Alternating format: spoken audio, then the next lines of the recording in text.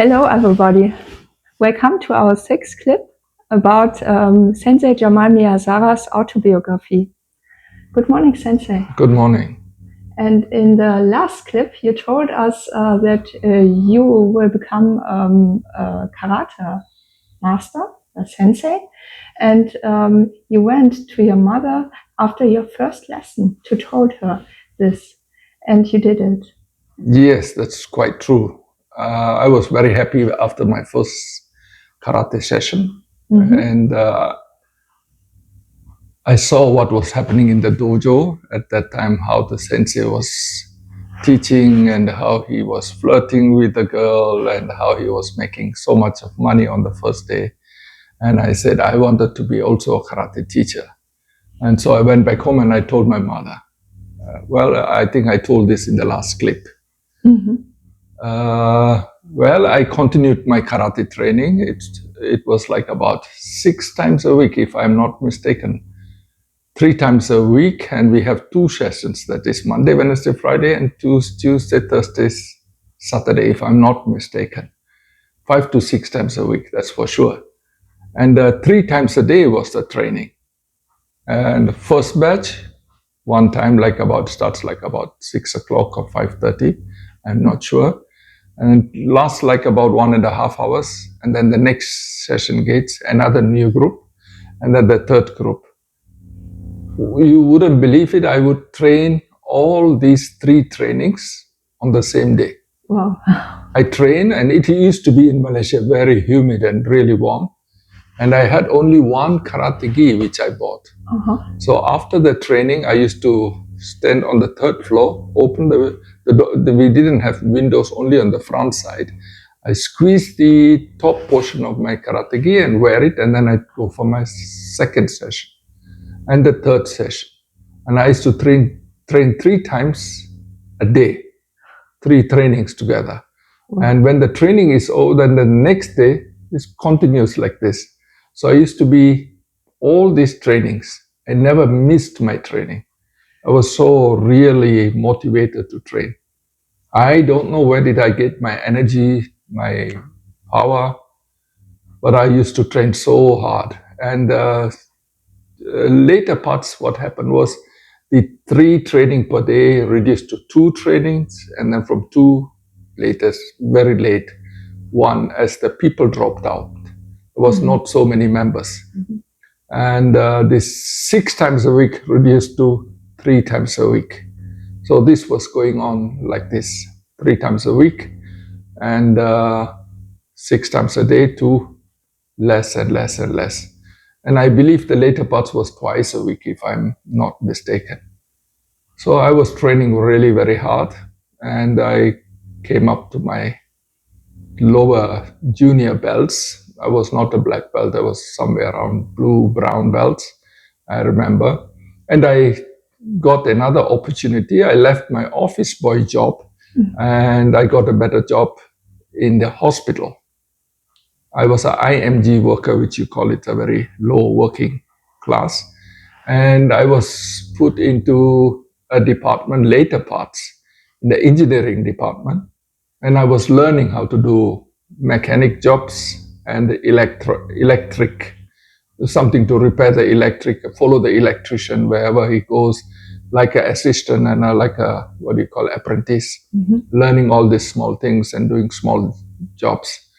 And it was very nice time over there. But then I had an engineer and some other people who was putting pressure on me too much, which I couldn't take it. I was a kind of, due to my karate standards, I think, coming up, I was beginning to get my, I am something like I'm somebody better. This was coming up in my life. I was motivated, and I don't want to be pushed around. Was no more like the small fatty. So this was getting up to me, and I was slowly trying to fight against, like a small rebellion in my working place. Yes. And I used to go to tournaments and all these stuffs later, and it used to be sometimes in the newspapers. And in the newspapers, then it came out, and people in the hospital, this were the doctors, they used to read newspapers, and they saw some guy by the name of Jamal Karate doing championships, tournaments, and such things like that. And he's working in the hospital and in the engineering department. So they rang up the engineer and said, "Who is this guy?" They said, "Oh," he said, "I didn't know he was training karate, but I know he is working here. Mm-hmm. Oh, can we meet him?" So the doctors told to the engineer, and when I came, the engineer told me, "Hey, the doctors wanted to meet you so and so, please go and see him." So I didn't know what was happening. So I went in, I knocked at the door, and the doctor looked at me. "Yes, what can I do for you?" I said, "I'm so and so, you called me up." I was so very proud of myself, too confident of myself. I was, those days when you see a doctor, everybody, "Hello, doctor, good morning," this, that. No, I was not like that at that time. I was so proud of myself, so confident of myself. You can say a little bit arrogant, yeah. Too much of self-confidence. And they said, "Oh, you are," I said, "I'm Jamal." "Yes, the karate man you wanted to see." "Oh, come in, please sit down." I was so happy. And I sat down, and they will start talking to me and said, "How long, what are you doing?" And so on. And then they told me, "Could you teach us karate?"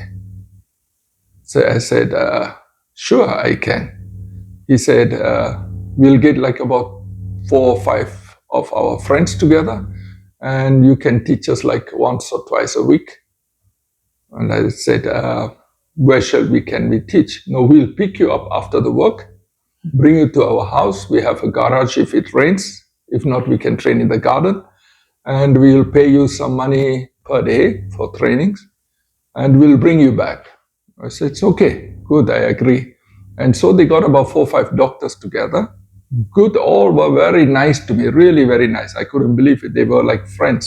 Mm-hmm. So they pick me up and they bring me to their home, give me some, orange juice. Orange juice was something great at that time in Malaysia, and a cold icebox drink. I didn't have a refrigerator at home. So get me a drinks, and then I used to train and then sit down with them and talk with them in their house or in their garden. Was looked upon. And then they bring me back home. So this was continuing for maybe 1 or 2 years. Mm-hmm. And I was teaching the doctors. And I got motivated, really good. And they paid me like $5 a training. Mm-hmm. That's like about 4 people, $20. Maybe it was like, I'm not sure, maybe $100 a month I used to get from them altogether. Wow. My salary at that time in the hospital was like 110 to 120 Malaysian dollars or Malaysian ringgit. So this was already 100. That's quite a lot. Mm-hmm. And when I go to the canteen, we have a place only for the doctors to sit down, and paravent, which is closed down, and you can look at them. And they can only see the opening. If anybody pass by, they can have a look. We can't. And the other side is all the canteen, normal workers, hospital staffs, and nurses, and everybody. So when I go in, and they say, "Hey, Jamal, come here."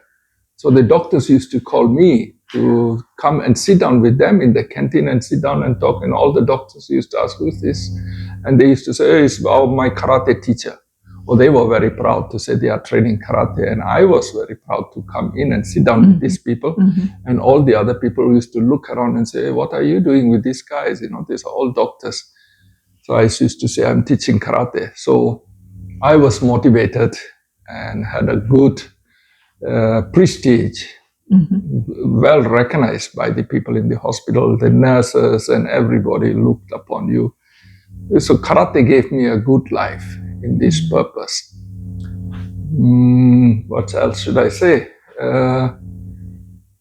The karate training slowly spread out among the hospital staffs, my colleagues and everybody. So everybody used to say, "Why don't you teach us karate also?" Mm-hmm. So I gathered, I said, "Okay, I'll try to find out if I can teach." And I asked my sensei, or my teacher at that time, So I told him, you are teaching like Monday, Wednesday, Friday. How about Tuesday and Thursday? Can I have these 2 days?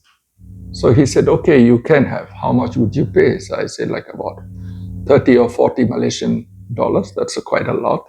He said, okay. Then I started a group with words of mouth among friends. And I got like about 40 to 50 people.